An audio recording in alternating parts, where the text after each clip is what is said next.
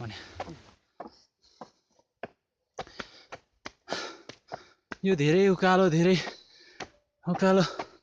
भएको ठाउँलाई चाहिँ पाथिभरा भनिन्छ भन्ने हाम्रो मान्यता र धारणा छ। त्यो पछाडि देख्दै हुनुहुन्छ तपाईँहरूको सामने हुनुहुन्छ डाक्टर प्रमोद शर्मा। उहाँ भर्खरै चिकित्सा शास्त्रमा MBBS सकेर एक्जाम फेल गरेर यता पानी आउनुभएको छ। उहाँसँग हाम्रो छोटो अन्तर्वार्ता। सर नमस्कार। नमस्कार।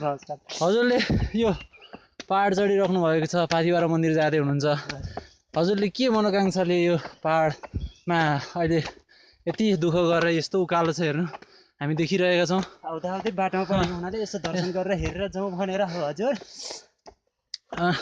तपाईँलाई भगवानप्रतिको कतिको आस्था छ त? यसले सर तपाईँ भगवानलाई कति मान्नुहुन्छ? सर अलिकति बोल्नलाई लजाउनु भयो उहाँले, किनकि भर्खरै मात्र एक्जाममा 100% पास गरेर बोर्ड टपर भएर भाग्नुभएको छ। त्यस कारणले गर्दाखेरि उहाँको खोजी संसारमा खोजी भइरहेको छ। हामी बिस्तारै गन्तव्यको नजिकतर्फ पुग्दैछौँ। तपाईहरु देख्न सक्नुहुन्छ अब हामी नजिक आइसकेका छौँ। तपाईँहरुको क्यामेराम्यान मै हो। यो म प्रवेश क्यामेराम्यानको साथमा हेर्नुहोस् कस्तो भिड चढेर आइसकेँ भन्ने कुरा तपाईँहरूलाई मैले भनिराख्नु पर्दैन, किनकि मैले तपाईँहरूलाई देखाइ नै रहेको छु। हेर्नुहोस् तपाईहरुले यो सिँढीहरूलाई देख्दा पनि तपाईँले घरमै बसेर पनि यहाँ पुगेको महसुस गर्न सक्नुहुनेछ। तपाईँहरूले हाम्रो युट्युब च्यानलमा provesh@gmail.com मा गएर सब्सक्राइब पनि गर्न सक्नुहुन्छ।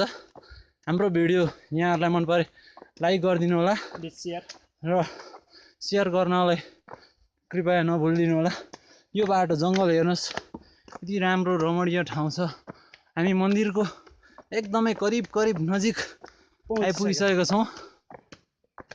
साहस बढेर हेर्नुहोस्, हाम्रो धर्मकर्ममा धेरै मन जाने हुँदाखेरि यस पाथिभरा मन्दिरको जाने बाटो वरपरको बोट बिरुवा फलफुल काट्न टिप्न उखाल्न सक्दो मनाइ छ। यदि बिरुवाको काटेमा उल्लेख रूपमा 500 देखि 1000 जरिवाना गरिनेछ। 500 देखि यो एकदमै सही कुरा हो।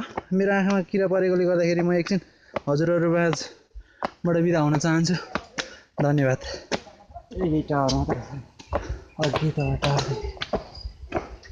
हामी मन्दिरको एकदमै करिब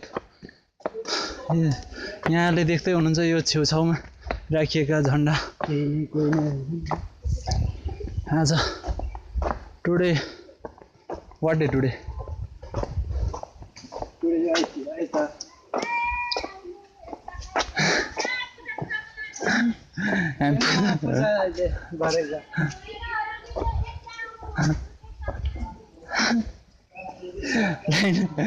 सुन्दै हुनुहुन्छ तपाईँहरूले यहाँनिर यता चिन्नु उता चिन्नु भनेर हामीले बोलाइराख्नु भएको छ।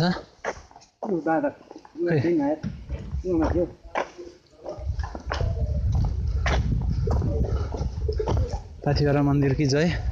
शिवालय मन्दिर you can see right now। यहाँनिर तपाईँले भक्त बाँदरहरूलाई पनि देख्न सक्नुहुनेछ।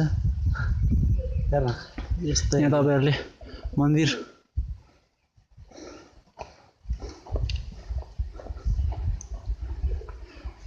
यस मन्दिरमा धेरै जसो भक्तजनहरूको भिड लाग्ने भएका कारणले गर्दाखेरि होला अहिले वरपर छटपस्ट भएर रहेका उहाँ हुनुहुन्छ श्रीमान बाँदर साहेब भक्तजी।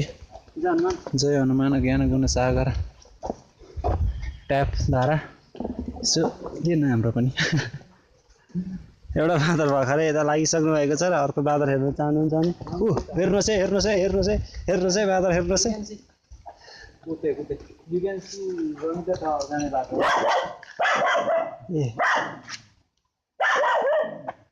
यस ठाउँमा मान्छेको मात्र नभएर जनावरको पनि रमणीय दृश्यहरू अवलोकन गर्न सक्नुहुनेछ। हाम्रो पाथिभरा मन्दिर। यो करिब 6000 फिट 6000 फिटको उचाइमा रहेको छ। यस मन्दिरको वरपर हामीले एकदमै अक्सिजनको मात्रा कम हुने भएकोले गर्दाखेरि बुढापाका तथा वृद्ध अशक्तहरूलाई यहाँ आउन सक्दो मनाइ गरिएको छ। हामी मन्दिरमा दर्शन गरेर हामी फर्किने क्रममा छौँ। जय हनुमान ज्ञान गुण सागर।